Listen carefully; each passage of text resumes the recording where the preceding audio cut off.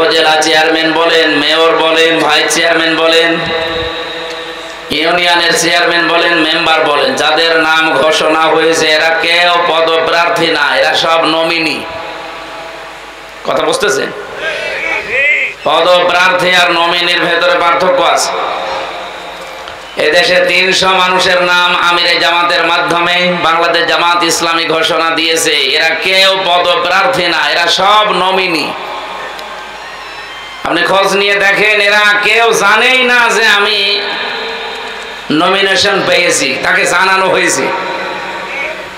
বাংলাদেশ জামাত ইসলামী এই দৃষ্টান্ত সৃষ্টি করতে পেরেছে বাংলাদেশে। এই দলে যদি কেউ পদ চেয়ে নিতে চায়, ও কিয়ামতের আগেও পাবে না। অথচ অন্য দলে আমরা দেখি এই পদ পাওয়ার জন্য মানুষ মারামারি করে মরে যায়। ঝিনাইদহ নেই, এখনো তো শুরু হয়নি, হোক, দেখেন কি হয়। অথচ 300 মানুষের নাম সারা দেশে ঘোষণা হয়েছে, কেউ তো মারা যায়নি। আর আমি দেখলাম যাদের নাম ঘোষণা হয়েছে প্রত্যেকে ওই দিন কন্দন করেছে। এটা একটা বিশাল বোঝা। সংগঠন বাদ দিয়ে অন্য কেউ যদি আমাদের ওপর এটা চাপিয়ে দিত, সত্য কথা বলছি, আমরা সত্যি এটা নিতাম না। কিন্তু সামি'না ওয়া আতা'না এই কথা বলে যেদিন এসেছি, যে শুনলাম এবং আল্লাহ রাসূলের বাইরে যদি কিছু না হয় মেনে নিলাম, এই জন্য আমরা কিছু বলতে পারি না। এই দৃষ্টান্ত যেহেতু বাংলাদেশ জামাত ইসলামী সৃষ্টি অলরেডি করে ফেলেছে, তাদের কাছ থেকে আপনারাও শিক্ষা নিন। এখনো 73টা দল আছে এই দেশে। কত? 73টা। আশা করছি সবাই বাংলাদেশ জামাত ইসলামীকে মডেল মনে করবে, কারণ এই দেশে যা কিছু করতে চান ভালো, জামাত ছাড়া আপনি অন্য কারো কাছে পাবেন না। যা আছে, আমি বাংলায় কথা বলছি, সবগুলো ধোঁকাবাজি, প্রতারণা, এই 2 নাম্বারি, এই মুখ জোর করা ছাড়া, এই চাপাবাজি ছাড়া কিচ্ছু নেই। আপনি রিমান্ডে নিয়ে পিটাবেন, দেখবেন সব বলে দেবে। আজকের মাহফিলের প্রধান অতিথি, আপনারা যার নাম এতক্ষণ শুনলেন, দেখলেন, তার কথা শুনলেন, অধ্যাপক আলী আজম মোহাম্মদ আবু বকর। অনেক বড় নাম, আল্লাহ যেন বড় করেন, বলেন আমিন। উনি আমির বাংলাদেশ জামাত ইসলামী ঝিনাইদহ জেলা শাখা। জামাত শুধু এখন জেলায়, থানায়, উপজেলায় নেই, ইউনিয়নে নেই, এখন ওয়ার্ড পর্যন্ত চলে গেছে। অথচ এই দেশে যাদের ওয়ার্ড না, ইউনিয়ন না, থানা না, উপজেলা না, জেলা না, বিভাগ না, শুধু কেন্দ্রের সভাপতি আর সেক্রেটারি, তাছাড়া আর কেউ নেই। তাদের গলাবাজি দেখেছেন? তাদের ফাপড় দেখলে মনে হয় সারা দেশই তাদের, অথচ সে নিজে সভাপতি আর ছেলে সেক্রেটারি। আমি জেলখানায় পেয়েছিলাম, আমি যে ভবনে থাকতাম ওই ভবনের পাশে একজন ছিল, তার নাম আব্দুল মতিন। উনি আল্লাহর দলের সভাপতি। আমি বলছি, ভাই আপনি আল্লাহর দলের সভাপতি, সেক্রেটারি কে? বলছে আমার ছেলে। এরকম দল দেশে নেই। এই রাম আর বামদের যে গলা ফাটানো চিৎকার, ওদের শুধু ওই, তাছাড়া আর কেউ নেই। সুতরাং আজকের প্রধান অতিথি উনি একজন কলেজের অধ্যাপক। কোরআনের আয়াত যেভাবে পড়ছিলেন, বোঝাচ্ছিলেন, একজন মাওলানার মতো না? বলেন তো, অনেক মাওলানাও মনে হয় এভাবে ডিপলি কোরআন বোঝে না। ওয়ানজালনাল হাদিদা ফিহি বাসুন শাদীদ, উনি যেটা মিন করতে চাচ্ছিলেন, আল্লাহ রাব্বুল আলামিন এই শক্তি, এই ক্ষমতা, এই রাজত্ব যেন এবার এদেশের মুসলমানদের হাতে এনে দেন। আরো জোরে বলেন আমিন। এখানে আলোচনা রেখেছেন বাংলাদেশ জামাত ইসলামী ভাইস চেয়ারম্যান। আগামীতে যেন চেয়ারম্যান হয় ইনশাআল্লাহ। এই সমস্ত মানুষগুলো চেয়ারম্যান, মেয়র, এমপি যদি হয়, এদের এই টাকা এদিক থেকে এদিকে যাবে না। তো বাকি যাদেরকে তো দেখলাম, যারা এখন এই যে গলা ফাটাচ্ছে, ওরা বারবার 5 বার চ্যাম্পিয়ন হয়েছে। মানুষ তো খেলাধুলা করে চ্যাম্পিয়ন হয়, আর তারা দুর্নীতিতে। তারা যদি এখন আবার গলা উঁচু করে কথা বলে, গলা কেটে ফেলা দরকার না? আমার আজকের আলোচনার বিষয়টা আমি আগে বলে দিচ্ছি। আমি এভাবে সাজিয়েছি কোরআনের এই আয়াত দিয়ে, আমি তাফসীর থেকে এগুলো বানিয়েছি। সাবধান, কার আদর্শ অনুসরণ করছেন, যেহেতু সিরাত মাহফিল। আলোচনার বিষয় কি বললাম? সাবধান। এরপর একটা আশ্চর্যবোধক চিহ্ন আছে। এরপরের শব্দটা হচ্ছে কার আদর্শ অনুসরণ করছেন, প্রশ্নবোধক চিহ্ন। আশা করছি এই বিষয়টার সামনে নিয়ে ঘন্টাখানিক কথা বলতে চাই। শুধু প্রসাব পায়খানা আর বিড়ি খাওয়া ছাড়া কেউ যাবেন না। না, অনেকের আবার নেশা আছে, তো খেয়ে আবার চলে আসবে। ঠিক আছে, অবশ্য ঠিক। হ্যাঁ, আজিজ বিড়ি তো পাশের জেলায় তৈরি হয়। এখানে বিশেষ অতিথি অনেক মানুষের নাম দিয়েছেন আপনারা। জেলা নায়েবে আমির এসেছেন জনাব আব্দুল আলিম, জেলা সেক্রেটারি এসেছেন অধ্যাপক আব্দুল আওয়াল, মাওলানা ওলিউর রহমান, কাজী সগির আহমেদ, মাওলানা রেজাউল করিম, আলমগীর হোসেন, 17 নম্বর নলডাঙ্গা ইউনিয়ন এটা জামাতের চেয়ারম্যান নমিনি উনি আলমগীর হোসেন ভাই। আর আপনাদের মহারাজপুর ইউনিয়নে বাংলাদেশ জামাত থেকে নমিনি হয়েছেন আমার আলম হোসেন ভাই। এসেছে উনি আলী আহমেদ, আহমদ আলী, আহমদ আলী, দামাত বারকাতুহুমুল আলিয়া। এই ঝিনাইদহ, বিশেষ করে এই জেলাতে পোরাটায় আমরা কোরআনের দাওয়াত নিয়ে আসি। আপনারা অন্য যাই মনে করেন, আমি রাজনৈতিক একটা পরিচয় বহন করি, কিন্তু কোরআন সামনে নিয়ে যখন কথা বলি, এখন আমার সামনে সবাই আমার শ্রোতা। সেই হিসাবে যাদের মাধ্যমে আসি, হাজী আরজান আলী, ওনার মাধ্যমে আসা হয় বেশি। আল্লাহ তাআলা হাজী বান্দাকেও কবুল করেন। মঞ্চে বসা ওলামা ইকরাম, সামনে বসা মুসলমান ভাইরা, পর্দার আড়ালের সম্মানিতা মা এবং বোনেরা, প্রাণ প্রিয় ঝিনাইদহবাসী, দরবারে ইলাহিতে এই গুরুত্বপূর্ণ সময়ে, রাতের বেলা, রবিউল আউয়াল মাসে শুকরিয়া দান, সকলে বলেন আলহামদুলিল্লাহ। পৃথিবীর মানুষকে আল্লাহ 4টা জিনিস দিতে পারলে খুশি। এদিকে তাকা। পৃথিবীর মানুষকে আল্লাহ 4টা জিনিস দিতে পারলে উনি খুশি, কিন্তু মানুষ এই 4টা পেলে নারাজ হয়ে যায়। আল্লাহ খুশি দিতে পেরে, মানুষ নিতে পেরে খুশি না বেজা? বেজা। এটা মুসলিম শরীফের হাদিস। নবীজি বলেন, 1 নম্বরে আল্লাহ যদি কারো ঘরে কন্যা সন্তান দিতে পারে আল্লাহ খুশি হয়। কিন্তু আমরা যারা দুনিয়াতে আছি, সে যেই হোক, প্রাথমিকভাবে কন্যা পেলেই মানুষ নারাজ। এই যে মেয়ে হলে মানুষ নারাজ হয়ে যায়, এই স্বভাব কোন মুসলমানের না, কোন ইমানদারের না।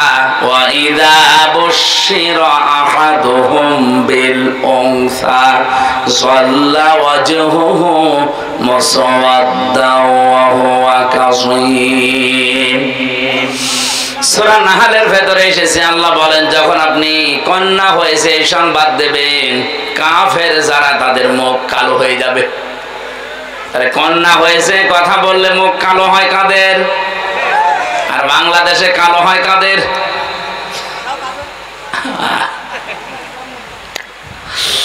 আপনি টের পাচ্ছেন আল্লাহ আপনার উপরে খুশি হয়েছেন, এই জন্য এটা দিলেন। নবীজি বলেন, আল্লাহ পাক যদি কাউকে একটা কন্যা দেয়, সে যেন বিশ্বাস করে আল্লাহ তার জন্য একটা জান্নাত বরাদ্দ করে রেখেছেন। কিন্তু কি বললাম? কিন্তু কি 4টা শর্ত পূরণ করা লাগবে এই মেয়েটার পেছনে। 1 নম্বরে, মেয়েটা যখন দুনিয়াতে আপনার ঘরে আসবে আপনি খুশি হবেন। 2 নম্বরে, তার পেছনে খরচ করবেন। 3 নম্বরে, তাকে দ্বীনের শিক্ষা দেবেন। 4 নম্বরে, সৎ পাত্র দেখে পাত্রস্থ করবেন। আল্লাহ পাক শুধু জান্নাত না, ইলা ইয়াউমিল কিয়ামা, কিয়ামত পর্যন্ত তার রহমত আপনার সাথে রাখবে। তো সিস্টেমরা তো পাল্টিয়ে ফেলেছি। মেয়ে হলে খুশি, প্রথমটাই নেই, বেজার হয়ে যায়।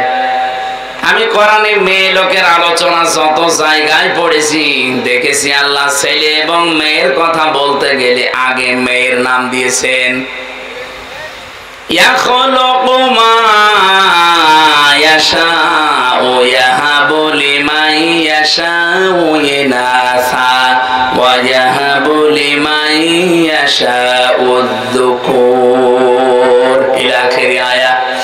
সূরা শুরা এসেছে, তিনি সৃষ্টি করেন, যাকে ইচ্ছা কন্যা দেন, যাকে ইচ্ছা পুত্র দেন। আপনি চিন্তা করে দেখেন, আল্লাহ আয়াত শুরু করার প্রথমেই মেয়ে লোকের নাম নিলেন। আল্লাহ যাকে ইচ্ছা মেয়ে দেন, যাকে ইচ্ছা ছেলে দেন। কেন আল্লাহ আগে যাকে ইচ্ছা ছেলে দেন মেয়ে দেন বলতে পারতেন না? মুফাসসির বলেন আল্লাহ মেয়ের নাম আগে নিয়েছে এই জন্যে আল্লাহ পাক নিজেই মেয়েদের পক্ষে। বলেন সুবহানাল্লাহ। বিশ্বনবী জানিয়েছেন, এই পৃথিবী আমার কাছে কিছুই ভালো লাগে না, তিনটা জিনিস আমার কাছে প্রিয়, ভালো লাগে, পছন্দ হয়। 1 নম্বরে নামাজ, 2 নম্বরে সুগন্ধি, 3 নম্বরে মেয়ে মানুষ। এখানে মেয়ে লোক বলতে গিয়ে নবী ইমরাতি একালিফ টান দিয়েছেন। মেয়েদের ভেতরে আমার কাছে ভালো লাগে, পছন্দ হয়, মায়া লাগে আমার নিজের স্ত্রী। আমাদের কাছে অনেকের নামাজ ভালো লাগে, অনেকের কাছে সুগন্ধি ভালো লাগে, অনেকের কাছে স্ত্রীও ভালো লাগে, নিজেরটা ছাড়া অন্যেরটা। নাউজুবিল্লাহ। মানে যে পরকীয়া প্রেম হচ্ছে কি এমনি হয়? নিজেরটা ছাড়া অন্যেরটা যখন বেশি ভালো লাগে তখনই তো মানুষ লাইন করে। কথা বলে না কেন? এলাকায় আছে কিনা জানি না, যদি থাকে এই মুহূর্তে আপনি তওবা করা লাগবে। যারা এরকম লাইনে আছেন এই মুহূর্তে এটা বাদ দেওয়া লাগবে, নয়তো আস্তে আস্তে আপনার চেহারার যে এর ভেতরে যে নূর আল্লাহ দিয়েছে, যারা পরকীয়া প্রেমে লিপ্ত থাকে তাদের চেহারার নূর নষ্ট হয়ে যায়। 2 নম্বরে তাদের রিস্কের বরকত আল্লাহ কমিয়ে দেয়। 3 নম্বরে এই লোকটা যখন মারা যাবে ঈমান পাবে না, বেঈমান হয়ে মরবে। এত বড় ভয়ঙ্কর কথাগুলো শোনার পরে কারা এই পাপ ছেড়ে দিতে রাজি আছেন? হাত তোলেন তো। 2 হাত তুলেছো তুমি, দাড়িওয়ালা মানুষ। লজ্জা থাকা দরকার। কার সাথে লাইন আছে জিজ্ঞেস করেন তো। আমার মনে হয় ভাবির সাথে লাইন আছে। না না, আমি হাসির জন্য বলি না। আমি 1 হাত তুলতে পারতেন, তাও হালকা। ও 2 হাত তুলেছে এইভাবে।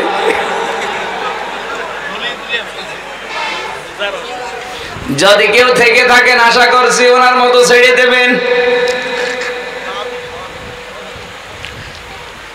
বিশ্বনবী জানিয়েছেন, কোন ঘরে যদি একটা আল্লাহওয়ালা মেয়ে লোক থাকে, ওই বাড়িওয়ালা যেন বিশ্বাস করে জান্নাতের একটা টুকরা আল্লাহ তাকে দিয়েছে।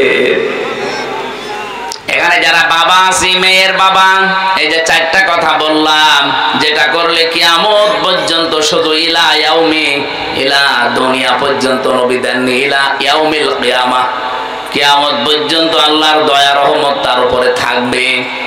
তাহলে 1 নম্বরে আপনি খুশি হবেন, 2 নম্বরে তার পেছনে আপনি খরচ করবেন সাধ্য মতো, 3 নম্বরে তাকে দ্বীন শেখাবেন, 4 নম্বরে তাকে সৎ পাত্র দেখে পাত্রস্থ করবেন। যদিও বাংলাদেশে মেয়েদের বিবাহের বয়স ধরা হয় 18 বছর, কিন্তু কোরআন হাদিস অনুযায়ী মেয়েদের বিবাহের বয়স ধরা হবে যেই দিন তার শরীর খারাপ হবে ওই দিন থেকে। এটা 10 বছরে, 12 বছরে, 15 বছরে, 18 বছরে হতে পারে। সম্মানিতা মা বোন যারা বসে আছেন, এখানে একটা মাসলা বলি। অনেকেই বেহুশ আছেন, এ বিষয়ে কোনো খবর নেই, হুঁশ নেই। নামাজ কিন্তু ফরজ, রোজা কিন্তু ফরজ। অনেকে হেলায় খেলায় নষ্ট করে নামাজও শুরু করে, রোজাও রাখে, কিন্তু একেবারে মধ্যম বয়সে না। মেয়েদের যেই দিন শরীর খারাপ হবে ওই দিনের পর থেকেই পবিত্র হয়ে তার নামাজ যে আরম্ভ হয়ে গেল জীবনে, রোজা যে আরম্ভ হয়ে গেল, কোনোদিন সে আর এগুলো ছাড়তে পারবে না। শুধু মাসে 3 দিন, 5 দিন, 7 দিন, 10 দিন বাদ দিয়ে ওর জীবনে নামাজও বাদ নেই, রোজাও বাদ নেই। কথা বোঝা গেছে? এই মাসলাটা যারা জানতেন না আজকে থেকে আমল করবেন। আপনার মেয়ে যদি 10 বছরে বা 12 বছরে 15 বছরে শরীর খারাপ হয়েছে, আপনার স্ত্রী তো জানে, ওর পরে কোনদিন যেন এই মেয়েটা আর ফরজ নামাজ বাদ দিতে না পারে। যদি হেলায় খেলায় নষ্ট হয়ে যায়, আপনার আমল নামায় কবিরা গুনাহ উঠতে থাকবে। এই যে নামাজ পড়লো না আপনার এই মেয়েটা, বালেগা হওয়ার পরেও কিয়ামতের দিন এই মেয়েটাকে যখন সর্বপ্রথম আল্লাহ তুলবে, আপনারা জানেন সবাই, আউয়ালু মা ইউহাসাবু বিহিল আবদু ইয়াউমাল কিয়ামাতিস সালাহ। কিয়ামতের দিন আল্লাহ তার সামনে দাঁড় করিয়ে সর্বপ্রথম নামাজের হিসাব নেবেন। এই মেয়েটাকে যখন জিজ্ঞাসা করবে, তোমার শরীর খারাপ হয়েছিল 13 বছর বয়সে, আর নামাজ আরম্ভ করেছো 20 বছর বয়সে, এই 7টা বছর যে নামাজ পড়ো নাই, কার আন্ডারে ছিলে? এই মেয়েটা নির্দ্বিধায় ওই দিন কিন্তু আপনার দোষ দেবে। কথা বলেন না কেন? নির্দ্বিধায় বলবে, ওয়াকালাল্লাযীনা কাফারু রাব্বানা আরিনাল্লাযাইনি আযাল্লানা মিনাল জিন্নি ওয়াল ইনস নাজআলুহুমা তাহতা আকদামিনা লিয়াকুনা মিনাল আসফালিন। সূরা আমিন সাজদার 29 নম্বর আয়াতে এসেছে, রব্বুল আলামিন বলেন, কাফেরেরা ওই দিন বলবে, রব্বানা, হে আমাদের প্রতিপালক, আরিনা, আমাদেরকে দেখান, আদাল্লানা মিনাল জিন্নি ওয়াল ইনস, ওই সমস্ত জিন আর মানুষদের যারা দুনিয়াতে আমাদেরকে পথভ্রষ্ট করেছিল, তারা নিজেরা হেদায়ের উপরে চলতো, আমাদেরকে চালাতো না, ওদেরকে ডাক দেন। এখানে ডাক দেন বলতে ডাক দেওয়া হবে সর্বপ্রথম তার গার্জিয়ান, মা আর বাবা, বড় ভাই, এদেরকে। রাব্বুল আলামিন ব্যাখ্যা দিচ্ছেন নিজে কিভাবে কি করবে জানো। এই সন্তানটা মাকে আর বাবাকে দেখার পরে বলবে, কাছে আসেন। নাজআলহুমা তাহতা আকদামিনা, আল্লাহ কদম দিতে পারতেন, আকদাম বহু বচন দিয়েছেন। আপনার এই আদরের মেয়েটা, আপনার আদরের ছেলে আপনাকে ডাক দিয়ে নিচে ফেলবে আর মুখের উপরে জোড়া লাথি দেবে। আপনার মেয়ের বয়স এখন 17 বছর, আমার জাদু ঘুমাচ্ছে, ঘুমা কর, নামাজে দরকার নেই এখন, অথচ এই জাদু আপনার মুখে জোড়া লাথি মারবে। আমি এটা বানালাম না, বলেন? এখানে হাজারো মানুষ আমরা এরকম চরিত্রের আছি, বহু মানুষ আমি জানি, ছেলেকে মেয়েকে মহব্বতে ভালোবাসায় ফজরের নামাজে ডাকতে চায় না, এমনকি এমন বউ আছে ডাক দিলে আবার রাগ করে। না, অতটুকু মানুষের আবার নামাজ কিও, ঘুমাচ্ছে ঘুমাক, সকালে প্রাইভেট আছে, তা প্রাইভেটে আগে হয়ে গেল। মুয়াজ্জিন সাহেব যে কিছুক্ষণ আগে ডাক দিয়ে গেল, আসসালাতু খায়রুম মিনান নাওম, এই ঘুমের চাইতে নামাজ উত্তম। মুয়াজ্জিন কি বলেছে? আসসালাতু খায়রুম মিনাল প্রাইভেট বলেছে। আপনি কোন কারণে ঘুমাচ্ছেন? আশা করছি যাদের মেয়ে আপনি খোঁজ নেবেন, যদি আপনি দেখেন আপনার স্ত্রীর কাছ থেকে খোঁজ খবর নিয়ে যে আপনার মেয়ে অন্তত এখন 15 বছর 14 বছর থেকে তার শরীর খারাপ আরম্ভ হয়েছে, কোনো ছাড় নেই, নামাজ তাকে পড়তেই হবে, নয়তো ওই মেয়ের কারণে কিয়ামতের দিন শেষে আবার জাহান্নামে শুধু যাবেন না, লিয়াকুনা মিনাল আসফালিন, বলবে আল্লাহ একে তো জোড়া লাথি মুখে দেব, আমি যেখানে যাই ওকে সেখানে নিয়ে যাব। আসফালা সাফিলিন ইসমে তাফজিলের সিগা, এত নিচে জাহান্নামে নিয়ে যাব যার নিচে আর কেউ যায় না। কে বলবে এটা? আপনার আদরের এই 14 বছরের মেয়েটা। বলেন নাউজুবিল্লাহ। নবীজি এজন্যই জানিয়েছেন, মেয়ে যখন আসবে খুশি হবা, কারণ 4 জন ফেরেশতার সঙ্গে সঙ্গে ওই ঘরের ভেতরে এসে বলে, এই দুর্বল দেহটা একটা দুর্বল দেহ থেকে বের হয়ে এসেছে, এই মেয়েটাকে যা আদর করবে, দিন শেখাবে, সৎ পাত্রে পাত্রস্থ করতে পারবে, কিয়ামত পর্যন্ত আল্লাহর রহমতটি নাজিল করি। সিস্টেম অপর পৃষ্ঠায় দেখুন, নবীজি বলেন, এটা মুসলিম শরীফের হাদিস, আল্লাহ পাক সবচাইতে বেশি রাগান্বিত হয় দুনিয়ায় 4টা কাজে, কিন্তু বান্দা বান্দি দুনিয়ায় এই 4 কাজ করতে পেরে খুশি। 1 নম্বরে মানুষ খুশি হয় যৌতুক পেয়ে, আর আল্লাহ নারাজ হয় এইটা দেখলে। জেনায় দায় যৌতুক নেই। পাশের জেলা আমার কুষ্টিয়া, সংস্কার যখন আরম্ভ হয়েছে, এই 2 মহিলা এতদিন আমাদের মাথার উপরে ছিল, যৌতুক নামে মানবতার সাথে মহা কৌতুক আজও বন্ধ করতে পারে নাই। এখন যিনি আছেন তিনিও পারছে না। আশা করছি আগামীতে ইসলাম আসলে এই যৌতুক ঝাঁটা পিটাই করে বিদায় করা হবে।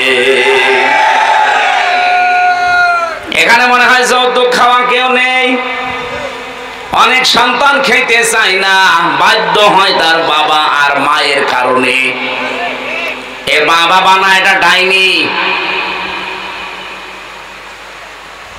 আমার তো যতটুকু কোরআন হাদিস পড়ে আমি পেয়েছি, কেউ যদি যৌতুকের টাকা খাওয়ার ইচ্ছা করেন, এই ইচ্ছাকে দাবিয়ে রাখার জন্য আপনি নিজের পায়খানা নিজে খেয়ে ফেলবেন। কি নাউজুবিল্লাহ বলেন? আপনি যদি এইটা শুনে নাউজুবিল্লাহ বলেন, পায়খানা খেলে 1টা গুনাহ হয় মাত্র। আর যৌতুকের টাকা নিলে ডবল গুনাহ হয়। 1 নম্বরে কবিরা গুনাহ, 2 নম্বরে জুলুমের গুনাহ। যারা এই কাজ করছেন আপনারা বন্ধ করেন। বিশেষ করে এই যে বরযাত্রী যাওয়া মেয়ের বাড়িতে, এর মতো ছোট লোকই কাজ কারবার দুনিয়ায় আর হয় না। কোন কারণে বরযাত্রী যান? এটা এসেছে হিন্দুদের সংস্কৃতি থেকে, অথচ ইসলাম থেকে যেটা এসেছে, এখানে অধিকাংশ মুসলমান এই কাজ করে না। সেটার নাম অলিমা। কি মুসলমানেরা বিয়ে করবে কি বরযাত্রী না অলিমা? এখানে কারা অলিমা করেছেন হাত তোলেন তো। আন্দাজে হাত তোল। অলিমা বসো।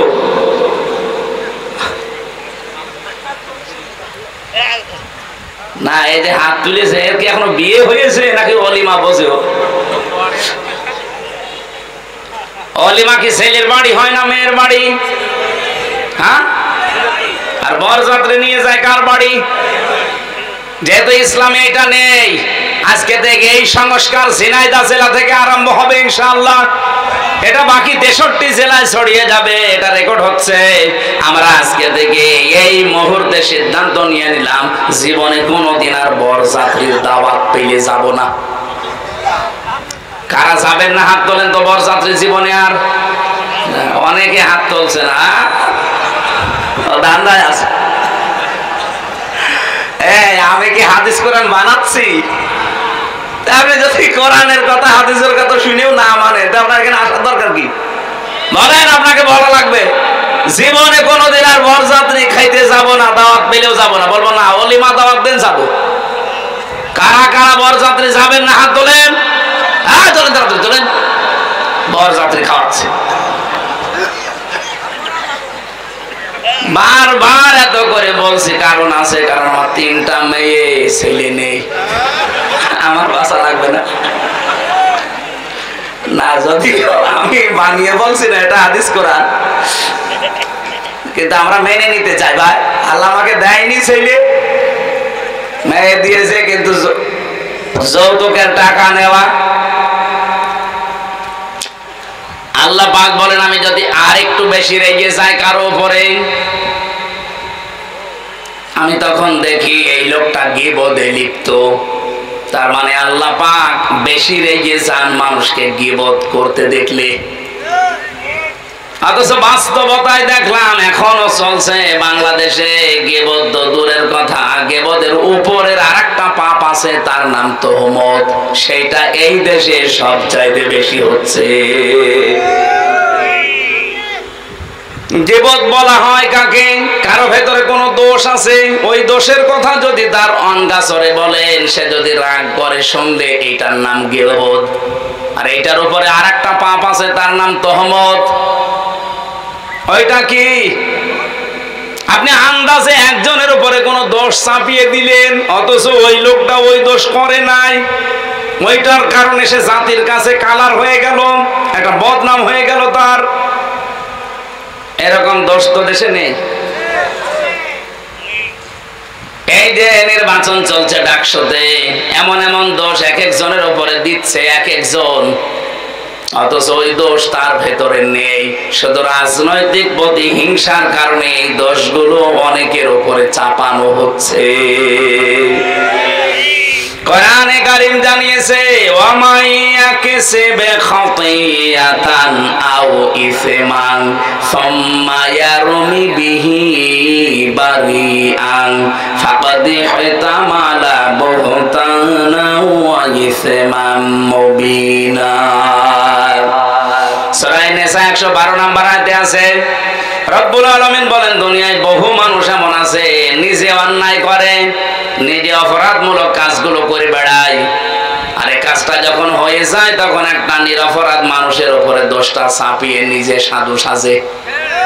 এটা সবচাইতে বেশি করছে, এখন আমি নাম নিলাম না, সেই লোক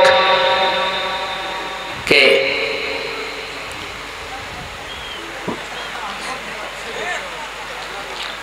সবচাইতে বেশি করছে এখন এই লোক, নাম নিলাম না, কোন লোক? সেই লোক। আশা করছি সে বুঝবে, সে যেন থামে। আপনি সাদিক কায়েমের উপরে, ফরহাদের উপরে এমন এমন দোষ চাপিয়ে দিচ্ছেন, ওই বিষয়কে তারা কিছু জানেই না। বিশ্বাস করেন আল্লাহর কসম, যে দোষ তাদের উপরে চাপিয়ে জাতির সামনে তাদেরকে কালার করতে চাচ্ছেন, বদনাম করতে চাচ্ছেন, ওই দোষ তো তারা করে নাই। ওই দোষ আপনাকে দিয়ে আল্লাহ দুনিয়ায় করাবে, এরপরে আপনার মরণ হবে। আপনি লাঞ্ছনা গঞ্জনা অপমানের শিকার হবেন দুনিয়ায়, আপনি দেখবেন কি হয় আপনার। পৃথিবীতে এটা চির সত্য, ধ্রুব সত্য কথা, দুনিয়ায় যে ধরনের অপরাধ করে না তার উপরে যদি ওই অপরাধ কেউ চাপিয়ে দেয়, মহান আল্লাহ তাকে দিয়ে ওই অপরাধ আগে করায়। হাসিনা এই দেশে 15.5 বছরে বহু আলেমের উপরে এমন মিথ্যা তহমত চাপিয়ে দিয়েছিল যে বিষয়ে আলেমরা জানতোই না। কথা বলে না কেন? আরে ভাই, আমি নিজে তো ভিকটিম, আমার উপরে দেশ চাপিয়ে দিয়েছিল যেটা, ও বিষয়ে আমি জানতামই না। আমার জঙ্গি মামলা দিয়েছিল, আমি নাকি আনসারুল্লাহ বাংলা টিমের সারা বাংলাদেশের প্রধান, অথচ সাতাশে কি আমি আজ পর্যন্ত জানি না। অথচ আল্লাহ এমন একটা বাতাস ঘুরিয়ে দিয়েছে, সারা পৃথিবীতে এখন সবচাইতে বড় জঙ্গিদের তালিকায় হাসিনা। ওর মতো ফ্যাসিস্ট যারা, তাদেরকে আল্লাহ দুনিয়া থেকে ওইভাবে বিদায় দিচ্ছে। বাশার আল আসাদকে দিয়েছে, এই যে আজকেও দিয়েছে একজনকে, নেপালে না, বিক্ষোভ করতে গিয়ে ছেলে মেয়েরা জনতারা আগুন লাগিয়ে দিয়েছে, শেষ পর্যন্ত প্রধানমন্ত্রীর বউ পুড়িয়ে মরে গেছে। এটা তো আল্লাহ সিম্পল দেখাচ্ছেন, এটা কিন্তু কোরআনের কথা। দুনিয়ায় যদি কেউ কোনো অপরাধ না করে তার উপরে দোষ আপনি চাপিয়ে দেবেন, আপনাকে দিয়ে ওই দোষ আল্লাহ করাবে, নয়তো আপনার মরণ হবে না। অনেকে আবার এই জায়গায় একটা সুযোগ খোঁজে যে মরণ যদি না হয় তাহলে বেঁচে থাকতে তো পারবো। কত বড় শয়তান বলে। আল্লাহ নারাজ হয় কখন? যখন দেখেন এই লোকটা গীবত করছে। আল্লাহ সবচাইতে রেগে যায়, এর উপরে আরেকটা আছে। 3 নাম্বারটা পেয়েছি আমি। আল্লাহ পাক বলেন, আমি আরো রেগে যাই যখন বান্দার উপরে দেখি এই লোকটা মিথ্যা কথা বলছে। এটা তো আর দেশে নেই। 63 বছরের জীবনে, অথচ আমাদের যিনি আদর্শ, আমি যে বললাম সাবধান, কার আদর্শ অনুসরণ করছেন প্রশ্নবোধক চিহ্ন এমনি দেয়নি। 63 বছরের জীবনে এই মানুষটা একটা মিথ্যা কথা বলেনি। সেই লোকটার জীবন চরিত্র নিয়ে আজকে আলোচনা হবে। অথচ আপনারা যারা আদর্শ মেনে আনন্দে লাফান, তার জীবনে পুরাটাই মিথ্যা দিয়ে ভরা। ঝিনাইদহবাসী এখানে শুধু এই হাজারো মানুষ শুনছে না, এটা রেকর্ড হয়ে তামাম দুনিয়া চলছে এখন। সারা পৃথিবীর মানুষকে জানাবো, যাদের আদর্শ অনুসরণ করেন, বিবেকের কাছে একটু প্রশ্ন করেন ওই লোকটা আসলে চরিত্রবান কিনা। যদি অনেকের রাগ হয় বলে ডাইরেক্ট বলা দরকার, কি আপনি গোপন রাখতে পারেন না? না, সত্য কোনোদিন গোপন থাকে না। বাংলাদেশে এখন চরিত্রবান সত্যই মানুষ যদি ছাত্র সংগঠনে আপনি খুঁজতে চান, ইসলামপন্থী ছাত্র সংস্থা ছাড়া আপনি খুঁজে পাবেন না। যারা ইসলাম দিয়ে রাজনীতি করে আপনি দেখেন, সে যারাই হোক, যারা ইসলাম দিয়ে রাজনীতি করে, সে ইসলামী ছাত্র শিবির হোক, ইসলামী ঈশা ছাত্র আন্দোলন হোক, আর অন্যান্য যত দল আছে যারা ইসলাম দিয়ে রাজনীতি করে, এই ছেলেদের চরিত্র এখনো পর্যন্ত ঠিক আছে। ইসলামের বাইরে যারা রাজনীতি করে ওদের চরিত্র বলতে কি আছে আপনি দেখান। আমি জাহাঙ্গীরনগরে প্রথমে ছিলাম, চান্স পেয়েছিলাম প্রথমে ওখানে। আমি দেখেছি সকালবেলা কুলি করছে মদ দিয়ে, ছাত্র পিটাচ্ছে শিক্ষককে। এখনো পর্যন্ত এরকম বেয়াদব বাংলাদেশে আছে না নেই?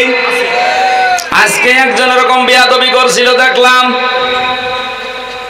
শিক্ষকের সামনে যদি টেবিলে চাপড় দিয়ে চোখ গরম করে তুই তোকারি করতে পারে, ও জীবনে কি করবে?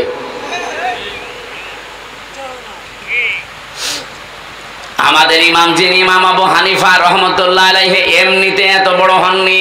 তার জীবনী পড়তে গিয়ে দেখলাম তিনি প্রথম জীবনে গরিবের সন্তান ছিলেন। ছোট বয়সে তার মা দিয়েছে তাকে মাদ্রাসায়, মক্তবের শিক্ষক তাকে পড়াচ্ছে আলিফ বা তা সা। উনি প্রতিদিন এই কায়দা আমপারা কোরআন যায় বলেন, কাঁধে করে নিয়ে যায় মাদ্রাসায়, আবার আসে, কিন্তু পায়ে জুতা নেই। শিক্ষক একদিন ডাক দিয়ে বলছে জুতা, বলছে ওস্তাদ জুতা কেনার পয়সা টাকা আমার কাছে নেই। আমার মাও গরিব মানুষ। ওস্তাদ শেষ পর্যন্ত তার মাথার টুপিটা তাকে দিয়েছে, মাথায় টুপি লাগিয়ে দিয়েছে। পরের দিন আবার এসে তাকে খালি পায়, মাথা তো খালি ছিল, টুপি নাই, দিলাম তোরে আমি আর কি দেব। শেষে উস্তাদ একটা ছিঁড়া স্যান্ডেল ছিল, জুতা চামড়ার, বলছে এটা নিয়ে যা, তোর যখন কিছু নেই এটা পায়ে দিয়ে অন্তত আসবি। আল্লাহর বান্দা নোমান বিন সাবেত, যাকে আমরা ইমাম আবু হানিফা রহমতুল্লাহ আলাইহি বলি, বাড়িতে যাবার পরে তিনি পানি গরম করার পরে ওর ভেতরে ওই চামড়ার মোজা ছেড়ে দিয়েছে। জুতাটা ছেড়ে দেওয়ার পরে গরম পানিতে ওই যে মাঝখান থেকে যে চামড়াটা বের হয়, সতীর মতো দেখতে, চামড়ার মতো, ওইটা দিয়ে উনি সেলাই করেছে, মাকে দিয়ে উনি টুপি বানিয়েছে। পরের দিন যখন আসে তাকে খালি পায়। ওস্তাদ রেগে গেছে, তোরে দিলাম আমি স্যান্ডেল বা জুতা, পায়ে না দিয়ে খালি পায় কেন? ইমাম আবু হানিফা কেঁদে ফেলেছে, ডাক দিয়ে বলে ওস্তাদ আপনার পায়ে দেওয়া জিনিস আমি পায়ে দেব কি করে? আমি নিজে আমার মাকে দিয়ে পানি গরম করি, ওইটা এই যে কাপড়টা মাঝখানে ছিল ওইটা আমি এখন এই যে সেলাই করে টুপি বানিয়ে ফেলেছি। এলেম এমনি আসে আপনার কাছে? আমার এই ছোট্ট জীবনে আমি দেখেছি ওস্তাদ ওযু করছে, শিক্ষক ছাত্র পায়ে পানি ঢেলে দিচ্ছে, বয়স 7 বছর। আমি এইটাও দেখেছি বিশ্ববিদ্যালয়ে শিক্ষক ক্লাস নিচ্ছে, ছাত্র জুতা দিয়ে পিটাচ্ছে, বলছে শালা তোরে মেরেই ফেলবো। বাকিটা আর বললাম না। ছাত্র তো এইটাও ওইটাও, একটা মানুষ হচ্ছে আর একটা জানোয়ার হয়ে গেছে। জানোয়ার যেন আরো তৈরি হয়, সেজন্য গোপন ষড়যন্ত্রের ফাঁদ অনেকে বিছিয়েছে। এই জন্য ক্লাস 1 থেকে 5 পর্যন্ত গানের মাস্টার নিয়েছে, কিন্তু মাওলানা নেয়নি। আমরা চাই আগামী থেকে ডক্টর মোহাম্মদ ইউনূস আপনি যে কয়দিনই আছেন একটা কিছু করে যান, যেন আপনি অমর হয়ে থাকতে পারেন। ফেব্রুয়ারির 12 তারিখে বলেছেন যে নির্বাচন দিয়ে আপনি বিদায় নেন, কিন্তু এমন একটা কাজ আপনি 92% মুসলমানের দেশে করে যান, এই দেশে আগামীতে কিয়ামত পর্যন্ত যত সন্তান আসবে তারা 5 পর্যন্ত পড়লেই যেন আলেম হয়ে যায়। একজন করে আলেম শিক্ষক নেওয়ার দেওয়ার পক্ষে আপনারা নেই? বলেন বলেন। দাবি আছে কার কার? এই দাবিটা আমার সাথে হাত তোলেন তো, লিল্লাহে তাকবীর। এটা শুধু ঝিনাইদহবাসীর দাবি না, সারা বাংলাদেশের 18 কোটি মানুষ, দল মত জাতি বর্ণ ধর্ম নির্বিশেষে সবার আহ্বান এটা। আশা করছি ডক্টর ইউনূস তাদের দায়িত্ব নিয়েছে, তারা যেন পালস বুঝতে পারে। এটা একটা গভীর ষড়যন্ত্র। গানের মাস্টার নিয়োগ দিলেন, সেখানে টাকা লাগবে না। শরীর চর্চার মাস্টার নিয়োগ দিয়েছেন, টাকা লাগবে না। মুসলমানদের টাকা দিয়ে আপনি বেতন দেবেন গান শেখাতে, নাচ শেখাতে, শরীর চর্চা করতে। এই মুসলমানদের টাকা দিয়ে একজন আলেমকে রাখার ক্ষমতা আপনার হয় না। এমনিতেও মাস্টার্সে পড়ে শিক্ষক পিটাবে। আজকে এই গয়েশ চন্দ্র, কি ওর নাম? গয়েশ চন্দ্র, হ্যাঁ, গণেশ। এই গণেশের বাচ্চা গণেশ আজকে যা করেছে একজন শিক্ষকের সামনে, এটা কোন ছাত্রের আচরণ হতে পারে না। এর আচরণ যদি এই হয়, ওর সামনে কি করবে ওর চোখ মুখ দেখে জাতি বুঝে ফেলেছে।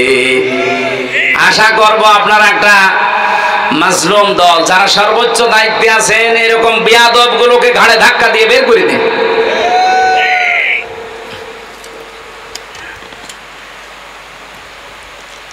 আমার ভাইরা, মিথ্যা কথা বলা বন্ধ করা দরকার। মিথ্যা সকল পাপের মা বা মূল। নবীজি বলেন, আল্লাহ যদি একেবারে সর্বশেষ ফাইনাল রেগে যায় কারো উপরে, যেই লোকটা সুদ খায়, জেনায় সুদ নেই, আর ব্যাংকের মাধ্যমে ওগুলো তো আছে। এমনকি এই গ্রাম এলাকায় দেখি টাকা ছেড়ে রাখে, টাকা আসে 1000 টাকা দিয়ে রাখে, 100 টাকা করে বেশি দেয়। ওকে তো জানে এটা সুদ, ও জানে এটা মায়ের সাথে জেনা করার শামিল, তারপরও খায়। আল্লাহ সবচাইতে বেশি রেগে যায় এই জায়গায়। এমন রাগে আল্লাহ বলেন, ফাইল্লাম তাফআলু ফাযানু বিহারবিম মিনাল্লাহি ওয়া রাসূলি। সুদের এই ঘোষণা শোনার পরও যদি কেউ ছেড়ে না দেয়, সে যেন আল্লাহ এবং রসুলের সাথে যুদ্ধ করার জন্য প্রস্তুতি নেয়। বলেন নাউজুবিল্লাহ।